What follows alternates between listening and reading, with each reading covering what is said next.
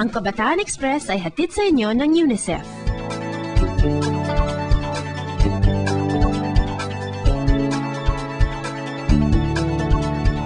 Nasubukan niyo na ba magpamasahe? Nakare-relax, di ba? Bukod sa relaxing, isang uri ng pagmamasahe ang sinasabing nakatutukoy ng karamdaman ng isang tao. Napapagaling din daw nito ang simpleng karamdaman. Ang galing, di ba? Pero kahit pala kabataan, kayang gawin ito. Sa ulat ng Dumaguete Bureau, sinaluduhan nila ang mga kabataang nagre-reflexology. Ito ang kanilang ulat.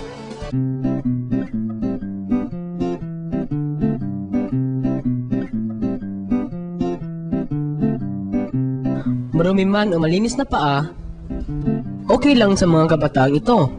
Sila ang mga youth volunteers ng Reflexofoot Therapy dito sa Dumaguete. Ang reflexology ay isang paraan upang malaman ang sakit ng isang tao sa pamamagitan ng pagsalat at pagmasahe ng mga ugat sa paa. Ayon sa ganitong siyensya, dahil ang mga ugat sa paa ay kaugnay ng iba't ibang bahagi ng katawan, malalaman dito kung anong karamdaman mayroon ang isang tao. Ito rin ay nakatutulong sa paglunas ng mga karamdaman tulad ng sakit ng ulo, depresyon, allergies at backaches. Kakaiba, di ba? Ang mga youth volunteers na ito ay nagre-reflexology kada Sabado o Linggo. What encouraged me is to help other people. Actually, this is more of a service to other people rather than a livelihood.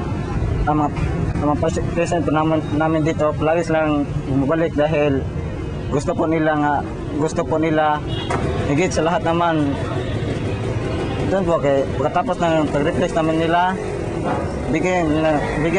magbigay po sila ng pasalamat sa amin at kami po naman magpasalamat po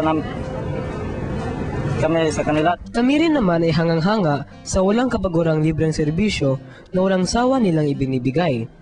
Kaya sa mga youth volunteers ng Reflexofoot Therapy, saludo kami sa inyo.